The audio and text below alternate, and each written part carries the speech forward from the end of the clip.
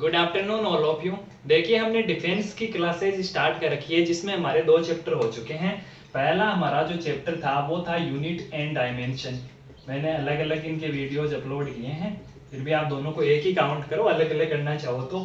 जैसे first unit हो गया, सेकंड क्या हो गया, डायमेंशन। जो थर्ड था वो था स्केलर और वेक्टर क्वांटिटीज। और आज जो हमारा नेक्स्ट चैप्टर है, इन तीनों ही टॉपिक के वीडियोज आपको मिल जाएंगे प्लेलिस्ट में। डिफेंस की प्लेलिस्ट आप लगाना, यहाँ पे आपको तीनों वीडियोज मिल जाएंगे। अब देखिए आज का हमारा टॉपिक है मोशन इन स्ट्रेट लाइन, जिसको हिंदी में बोला जाता है सरल रेखा में गति। तो देखिए इस चैप्टर का जो पहला टॉपिक है वो है रेस्ट और मोशन, अर्थात विराम एवं गति। तो देखिए ये क्या होती है, इसको हम एक एग्जांपल से समझते हैं। तो देखिए मेरे पास कोई एक वस्तु है, ठीक है, मैं दो एग्जांपल से आपको ये बात समझा रहा हूं। अब देखिए पहले एग्जांपल में मैंने जब प्रारंभ में देखा इसको, तो जब भी आप प्रारंभिक समय की बात करो तो उस टाइम आप लिखोगे t इक्वल टू 0, यानी t के बराबर 0 का मतलब क्या है, प्रारंभिक समय। अब मैंने जब t बराबर 10 सेकंड के बाद देखा तो भी ये वस्तु यहीं पर है। इसके बाद मैंने t बराबर 20 सेकंड यानी 20 सेकंड के बाद देखा, उसके बाद भी ये वस्तु यहीं है। दूसरे एग्जाम्पल में जब मैंने इसको प्रारंभ में देखा 0 सेकंड पर, तब ये वस्तु यहाँ पर थी। 10 सेकंड के पश्चात ये वस्तु यहाँ पर पहुंच गई। इसी प्रकार जब मैंने 20 सेकंड के बाद इसको देखा तो ये वस्तु कहां पहुंच गई, यहाँ पर पहुंच गई।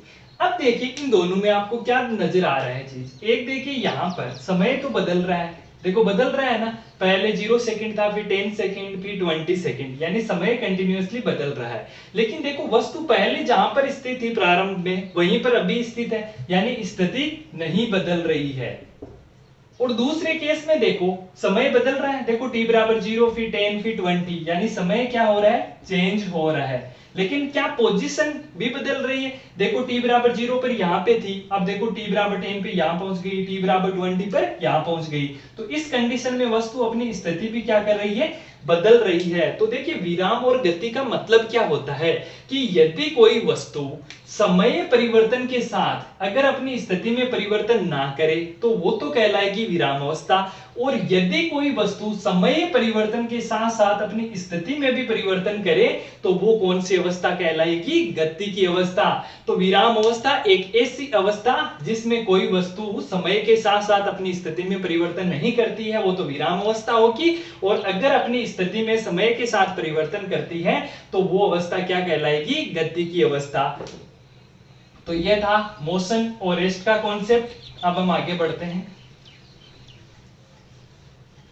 नेक्स्ट हम इसी की बात करते हैं। हमारा टॉपिक क्या है कि सरल रेखा में गति। तो मेरे पास कोई सरल रेखा है, इस पर अगर कोई वस्तु गति कर रही है तो उसको मैं क्या बोलूंगा, सरल रेखा में गति। तो गति का मतलब क्या है कि वस्तु अपने समय के साथ अपनी स्थिति लगातार बदल रही है और ये एक सरल रेखा के अलोंग गति कर रही है, तो इस गति को आप क्या बोलोगे, सरल रेखा में गति।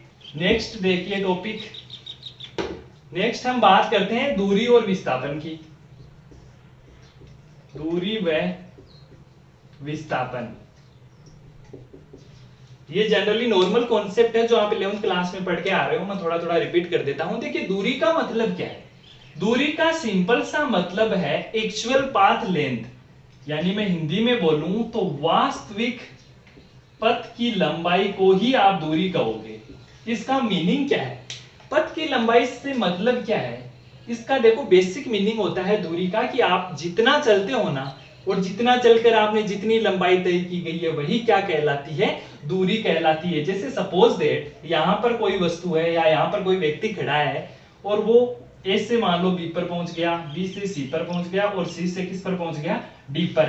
मैं पूछूं कि बताइए दूरी कितनी होगी, तो देखिए दूरी आप ए से पहले कहां गए, बी पर, बी से कहां पहुंचे, सी से, और सी से कहां तक पहुंचे, डी पर। तो आप जितना चल रहे हो ना वो टोटल क्या है, वो है दूरी।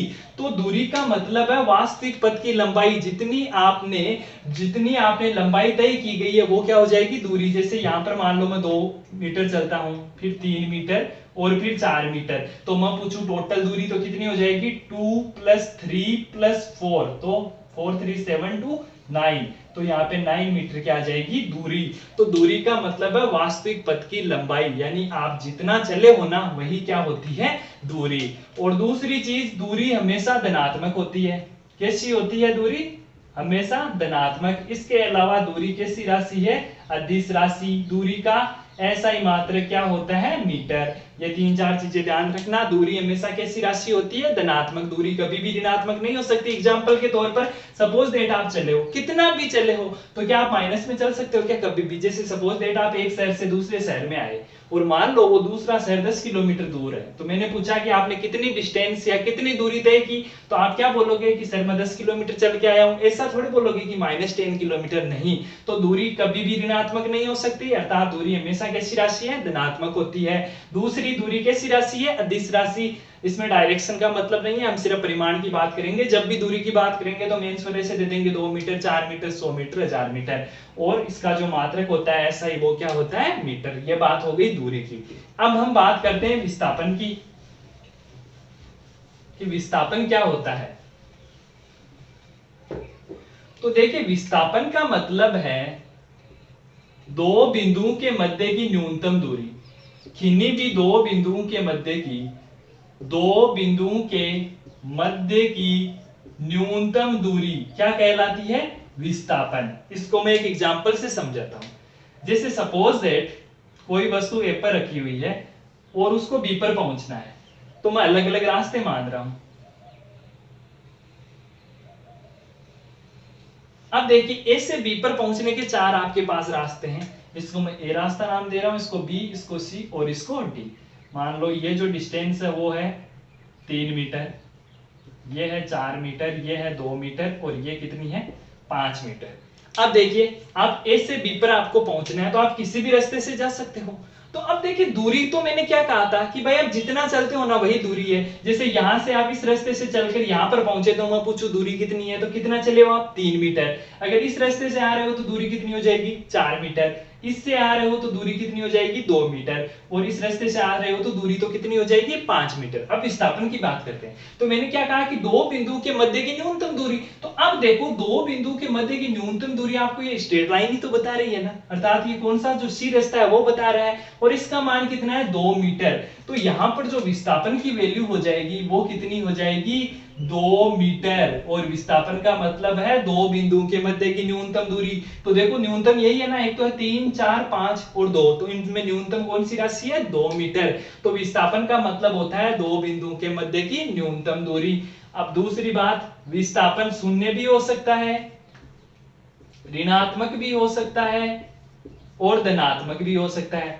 देखिए, दूरी के बारे में मैंने क्या कहा कि दूरी केवल क्या हो सकती है? धनात्मक। लेकिन विस्थापन शून्य भी हो सकता है। देखिए, मैं एक एग्जांपल से समझाता हूं कैसे हो सकता है।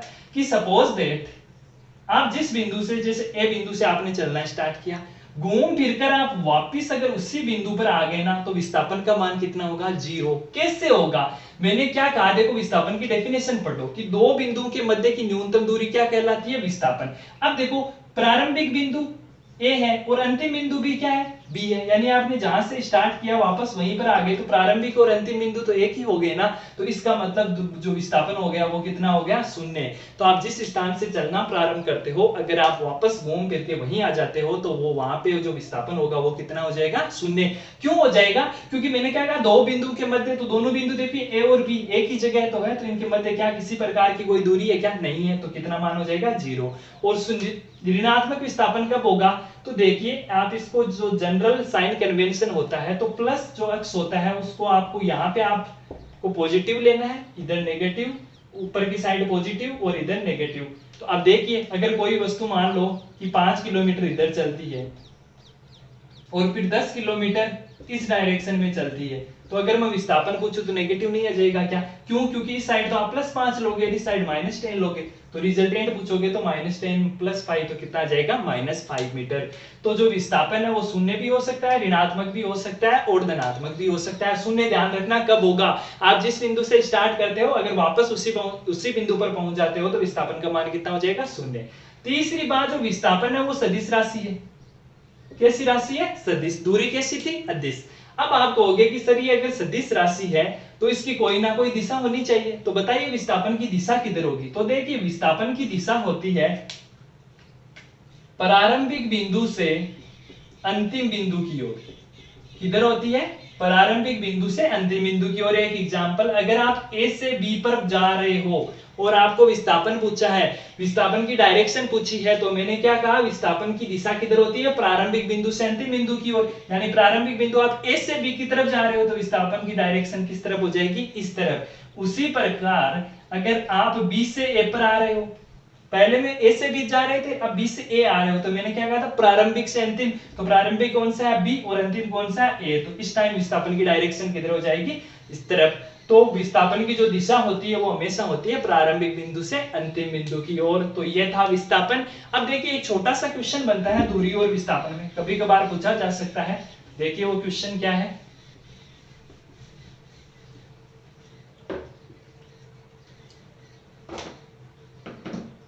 तो जो क्वेश्चन है वो ये है कि दूरी एवं विस्थापन में निम्न में से कौन सा संबंध सही है, निम्न में से कौन सा संबंध सही है। तो देखिए पहला, दूरी ग्रेटर देन विस्थापन, दूसरा दूरी इज इक्वल टू विस्थापन, तीसरा दूरी लेस देन विस्थापन, और चौथा दूरी ग्रेटर देन इक्वल टू विस्थापन। ठीक है, क्वेश्चन क्या है कि आपके पास दूरी और विस्थापन आपको गिवन है, पूछा है निम्न में से कौन सा संबंध सही है। क्या दूरी हमेशा विस्थापन से बड़ी होगी, दूरी विस्थापन के बराबर होगी, दूरी विस्थापन से कम होगी, या दूरी विस्थापन से बड़ी होगी या बराबर होगी। तो देखिए मैंने क्या कहा था कि विस्थापन तो क्या है, न्यूनतम दूरी है, तो इसका मतलब दूरी हमेशा क्या होगी, विस्थापन से ज्यादा ही होगी। तो और दूसरी बात, बराबर भी तो हो सकता है, कोई ऐसा भी केस आ सकता है जब दूरी क्या हो जाए, विस्थापन के क्या हो जाए, बराबर, लेकिन दूरी कभी भी विस्थापन से क्या होगी, कम नहीं होगी। तो इसमें कौन सा ऑप्शन राइट हो जाएगा, फोर्थ ऑप्शन, की दूरी हमेशा क्या होगी, विस्थापन से ज्यादा ही होगी। हो सकता है किसी केस में दूरी और विस्थापन दोनों क्या हो जाए, सेम हो जाए, जैसे सपोज दैट मुझे ए से बी पर जाना है, ठीक है, और यही एक ही रास्ता है ए से बी पर पहुंचने का। तो अब मुझे बताओ दूरी और विस्थापन यहाँ पर कितने हैं। मैंने क्या कहा था कि दूरी तो जितना आप चले हो, तो कितना चले हो, 5 मीटर, तो दूरी कितनी होगी, 5 मीटर। और दूसरा मैंने क्या कहा था कि दोनों के मध्य बीच की न्यूनतम दूरी, तो बताओ न्यूनतम दूरी भी तो कितनी है, 5 मीटर। तो देखिए दूरी और विस्थापन बराबर नहीं हो गए क्या, तो दूरी और विस्थापन बराबर हो सकते हैं, और दूसरी बात, दूरी हमेशा विस्थापन से क्या होगी, ज्यादा ही होगी। तो फोर्थ ऑप्शन हो जाएगा दूरी ग्रेटर देन इक्वल टू विस्थापन। अब देखिए नेक्स्ट टॉपिक, ये तो हो गई दूरी और विस्थापन की बात। अब हम बात करते हैं चाल के बारे में, कि चाल क्या होती है। चाल को इंग्लिश में बोला जाता है स्पीड। तो देखिए नेक्स्ट टॉपिक, स्पीड, चाल। और चाल का जो फॉर्मूला होता है वो क्या होता है कि आपने पढ़ा है 11th क्लास में, चाल इज इक्वल टू दूरी बटा समय।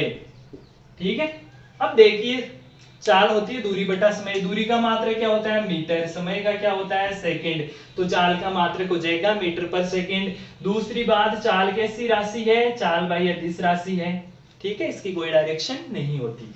अब देखिए चाल को हम दो भागों में डिवाइड करेंगे, एक तो यूनिफॉर्म, ठीक है, और एक हम बांटेंगे इसको एवरेज स्पीड, औसत।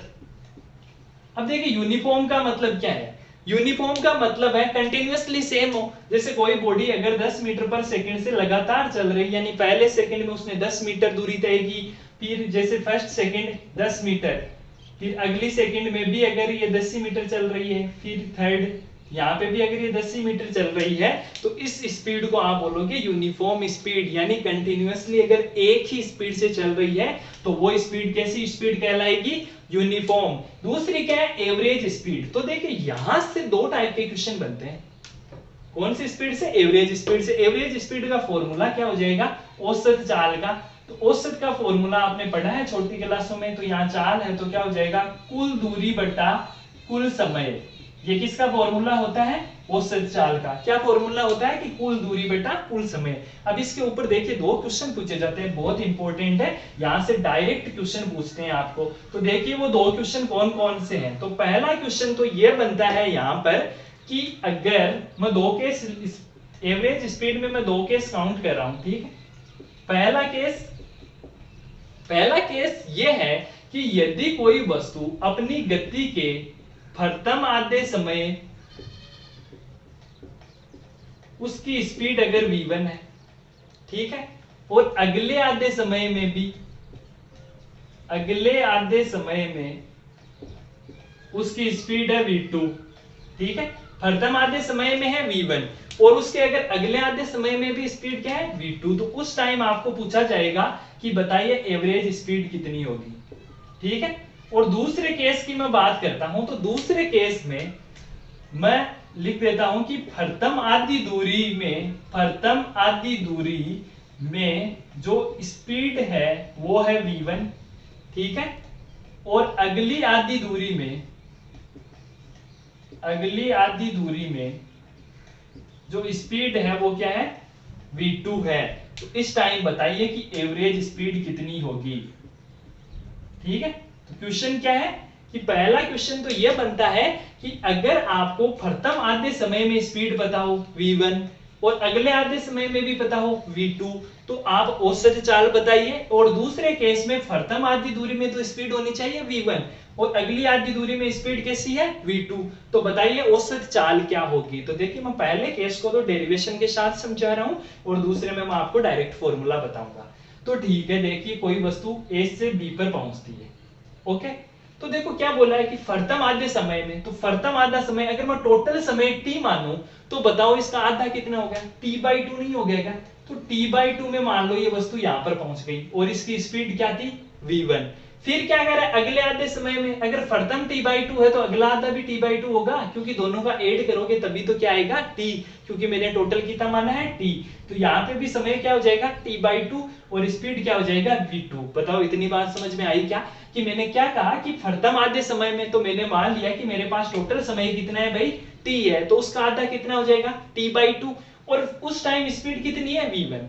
इसके बाद नेक्स्ट मैंने क्या कहा कि अगले आधे समय में, तो बचा हुआ आधा क्या हो गया t/2 ही तो हो गया, तो उस टाइम स्पीड क्या है v2। तो आपको पूछा है औसत चाल।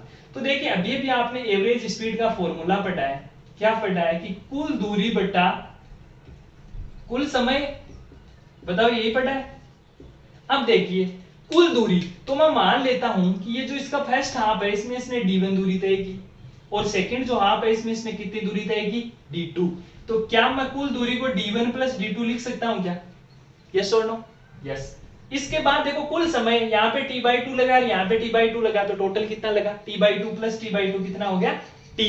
बताओ इतने में कोई दिक्कत। अब मैं सबसे पहले तो d1 निकालता हूं। तो d1 के लिए आपने फॉर्मूला पढ़ा है, चाल बराबर क्या होता है दूरी बटा समय, बताओ यही होता है। अब बताओ चाल कितनी है, पहले हाफ में देखो कितनी है v1, दूरी कितनी है d1 और समय कितना है t1। तो यहां से d1 बताओ क्या v1 t1 और सॉरी t1 नहीं t/2 है, तो v1 t/2 ये किसका मान आ गया d1 का, तो d1 की जगह मान रख दो, तो v1 t/2 प्लस इसी प्रकार बताओ अगर मैं d2 निकालना चाहूं तो इस टाइम स्पीड तो कितनी है v2 और टाइम क्या है t/2, तो v2 t/2। तो यहां पर लिख दो v2 t/2 और अपॉन t। अब यहां से देखिए क्या आ जाएगा v1t plus v2t upon 2t, t यहां पे कॉमन आ जाएगा तो v1 प्लस v2/2। ये आ गया भाई आपका एवरेज स्पीड। कौन से केस में, उस केस में जब आप प्रथम आधे समय में अगर स्पीड है v1 और अगले आधे समय में अगर स्पीड है v2, तो उस टाइम अगर आपको औसत चाल पूछा जाएगा तो उसका फॉर्मूला हो जाएगा v1 प्लस v2/2। और देखिए सेकंड केस आपके सामने क्या है कि प्रथम आधी दूरी में तो स्पीड है v1, ठीक है, तो A से आपको B पर पहुंचना है, प्रथम आधी दूरी, तो टोटल दूरी में मान लेता हूं d, तो प्रथम आधी दूरी होगी d/2, उस टाइम स्पीड कितनी है v1, अगली आधी दूरी फिर d/2, इस टाइम स्पीड कितनी है v2। इसको जब सिमिलरली आप इसी प्रकार सोल्व करोगे तो इस टाइम जो एवरेज स्पीड का भैया जो फॉर्मूला आएगा वो आ जाएगा 2v1 v2 upon v1 plus v2। ये दोनों ही फॉर्मूले आपको सीधे याद रखने हैं। एग्जांपल एग्जाम में डायरेक्ट यहाँ से क्वेश्चन पूछा जाता है। तो पहला केस तो क्या है कि अगर प्रथम आधे समय में स्पीड v1 और अगले आधे समय में स्पीड v2 हो तो बताइए औसत चाल क्या होगी। तो औसत चाल का फॉर्मूला हो जाएगा v1 प्लस v2/2। और सेकंड केस में अगर प्रथम आधी दूरी में स्पीड v1 है और अगली आधी दूरी में स्पीड v2 है तो उस टाइम जो औसत चाल हो जाएगी वो हो जाएगी 2v1 v2 upon v1 plus v2। ध्यान रखना यहाँ प्रथम आधे समय और अगले आधे समय दोनों सेम ही होने चाहिए। ये नहीं है कि यहाँ पर आप टाइम ले लो t/3, यहाँ पे ले लो 2t/3, ऐसा नहीं होना चाहिए। ठीक है, यानी हाफ टाइम अगर पहला हाफ टाइम उसके बाद अगला हाफ टाइम दोनों ही टाइम सेम होने चाहिए। उसी प्रकार यहाँ पे भी प्रथम आधी दूरी तो अगली आधी दूरी, यहाँ पे भी ये दोनों डिस्टेंस क्या होनी चाहिए सेम, यानी जितनी डिस्टेंस ये हो उतनी डिस्टेंस क्या हो ये होनी चाहिए। तो ये है एवरेज स्पीड। यहाँ से डेफिनेट आपको एक क्वेश्चन एग्जाम में मिल जाएगा फॉर्मूला बेस्ड। तो याद रखना ये दोनों ही फॉर्मूले। तो ये भैया बात हो गई चाल की।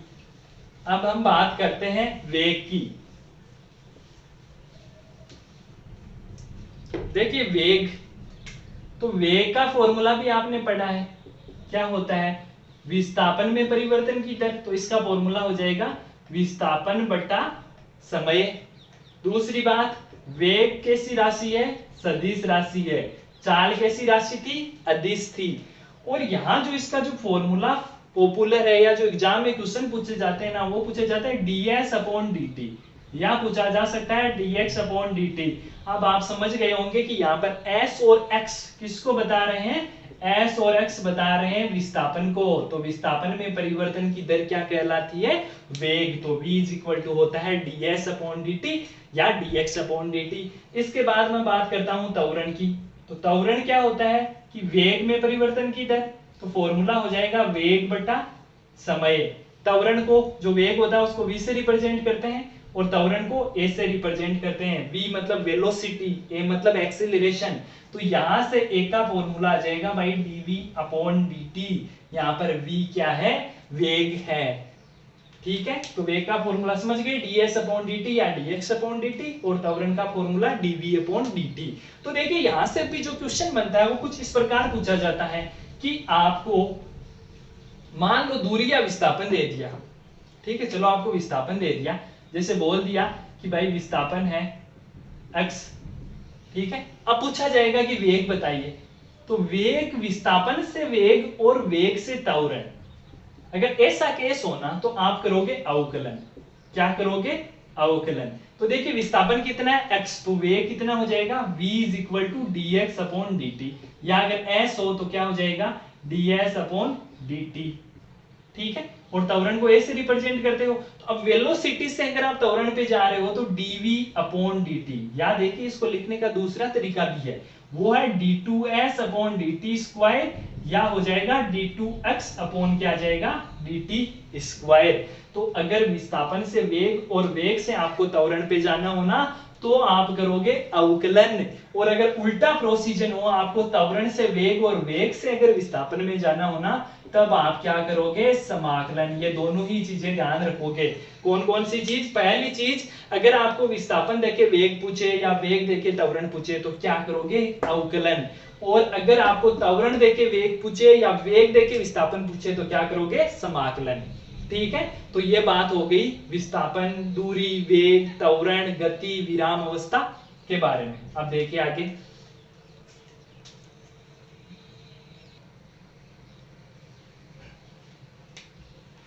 इक्वेशन ऑफ मोशन, गति के समीकरण। तो देखिए गति के तीन समीकरण है।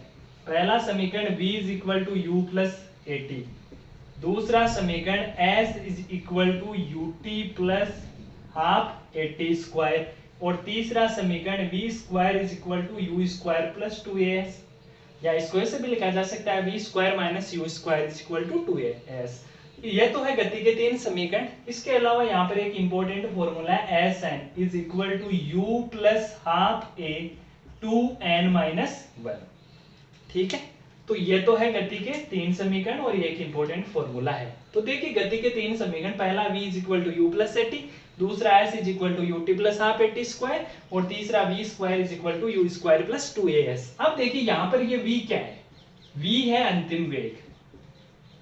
ठीक है, u क्या है, u है प्रारंभिक वेग, t क्या है यहाँ पर समय, ए यहाँ पर क्या है, त्वरण। ठीक है, तो समझ में आ गया। अब जैसे मैं यहाँ पर पूछूं कि v क्या है, तो अंतिम वेग, u क्या है, प्रारंभिक वेग, a क्या है, त्वरण, t क्या है, समय, s क्या है, दूरी या विस्थापन, u प्रारंभिक वेग, t समय, a त्वरण। यहाँ पर v अंतिम वेग, u प्रारंभिक वेग, a त्वरण, s दूरी या विस्थापन। नेक्स्ट, यहाँ पे जो Sn ये किसको बता रहा है, ये बता रहा है Sn का मतलब है nवें सेकंड में विस्थापन। किसको बता रहा है ये, nवें सेकंड में विस्थापन। यहाँ पर u प्रारंभिक वेग, a त्वरण और n क्या है, वो सेकंड। जैसे ये पूछ लिया जाए कि कोई वस्तु गति कर रही है, जैसे सपोज दैट आप घर से निकले और आपको ऑफिस जाने में 10 मिनट लगे, ठीक है, तो आपको ऐसे पूछा जा सकता है कि बताइए 9वें मिनट पर आपका विस्थापन क्या था। तो यहाँ पर 9वें मिनट आ गया, तो n की वैल्यू आप क्या लिख दोगे, 9। अगर 8वें मिनट, 10वें मिनट, 11वें मिनट, तो n की वैल्यू जिस प्रकार क्वेश्चन पूछा जाएगा उसके अकॉर्डिंग सेटअप होती है। तो Sn है nवें सेकंड में विस्थापन। यह है गति के समीकरण, और गति के याद रखना 3 समीकरण होते हैं। और मोस्ट इंपोर्टेंट यहाँ पर आप ये बात याद रखोगे कि जो एक्सीलरेशन होता है ना, वो कांस्टेंट रहता है। कांस्टेंट रहने का मतलब नियत रहता है, ये बदलता नहीं है। तो ध्यान रखना, गति के समीकरण में जो a है वो हमेशा कैसा रहेगा, नियत रहेगा, ये कभी भी क्या होगा, चेंज नहीं होगा। यह है इक्वेशन ऑफ मोशन। अब नेक्स्ट टॉपिक देखिए, यह भी काफी इंपॉर्टेंट है जब जो टॉपिक अब हम पढ़ रहे हैं, और वो टॉपिक है मोशन अंडर ग्रेविटी। क्या टॉपिक है, मोशन अंडर ग्रेविटी। हिंदी में बोलूं तो गुरुत्व के अधीन गति। गुरुत्व के अधीन गति। तो देखिए, गुरुत्व के अधीन गति का मतलब क्या है कि जैसे आपने किसी भी वस्तु को ऊपर फेंका तो वो वापस नीचे आ जाती है। क्यों आ जाती है, ड्यू टू ग्रेविटी। किसकी वजह से, गुरुत्वाकर्षण के कारण क्या होती है, वो वापस नीचे की ओर आ जाती है। आप किसी भी वस्तु को ऊपर फेंकते हो तो वो वापस आ रही है, इसका मतलब इसकी वजह क्या है, इसकी वजह है भाई ग्रेविटी, गुरुत्वाकर्षण के कारण। तो देखिए यहाँ पर दो टाइप के क्वेश्चंस इंपॉर्टेंट है या बनते हैं। तो देखिए पहला केस कि मैं किसी भी वस्तु को या तो मैं ऊपर से नीचे फेंक सकता हूं, ठीक है, और या मैं क्या कर सकता हूं, किसी वस्तु को नीचे से ऊपर फेंक सकता हूं। दो ही तो पॉसिबिलिटी है, या तो आप वस्तु को ऊपर फेंक दो या ऊपर से क्या कर दो, नीचे फेंक दो। तो यहां पर हम दो केस स्टडी करेंगे। पहला, जब आपने वस्तु को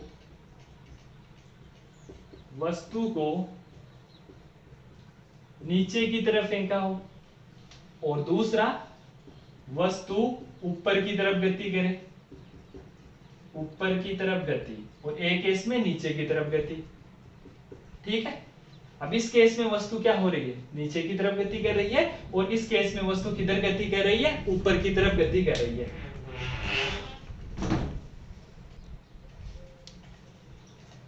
तो देखिए, जब वस्तु नीचे की तरफ आ रही है तो ग्रेविटेशन, गुरुत्वाकर्षण बल भी क्या हो रहा है, नीचे की तरफ ही कार्य करता है, क्योंकि जैसे ही आप वस्तु को ऊपर फेंकोगे वो नीचे आएगी। क्यों आएगी, गुरुत्वाकर्षण के कारण। तो इस कंडीशन में गुरुत्वाकर्षण क्या होगा, नीचे की तरफ काम करेगा। और जब आप किसी वस्तु को ऊपर फेंकते हो फिर भी वो नीचे आती है। क्यों, क्योंकि गुरुत्वाकर्षण किधर काम करता है, नीचे की तरफ काम करता है।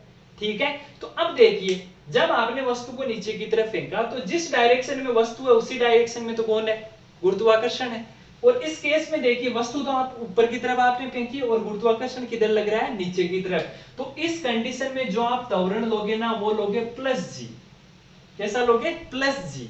और इस कंडीशन में त्वरण लोगे माइनस जी। ये चीज ध्यान रखना कि जब वस्तु को आप नीचे की तरफ फेंकोगे तो उस टाइम जो त्वरण होगा उसको आपको लेना है प्लस जी, और जब आप ऊपर की तरफ फेंक रहे हो उस टाइम लेना है माइनस जी। क्यों लेना है, बता ही दिया। क्यों, क्योंकि जब वस्तु नीचे की तरफ आ रही है तो जिस डायरेक्शन में एक्सीलरेशन है उसी डायरेक्शन में क्या है, आपका गुरुत्वाकर्षण है, या ग्रेविटी के कारण जो एक्सीलरेशन डेवलप हो रहा है, और इसमें क्या है, विपरीत दिशा में है। अब देखिए, जो समीकरण थे वो क्या थे, पहला तो था v is equal to U plus AT, दूसरा क्या था, s is equal to U T plus half AT square, और तीसरा v square is equal to U square plus 2as। तो पहली बात तो आपको समझ में आ गई कि जहां जहां आपको a दिख रहा है वहां वहां पर आपको क्या लिखना है, प्लस जी लिखना है।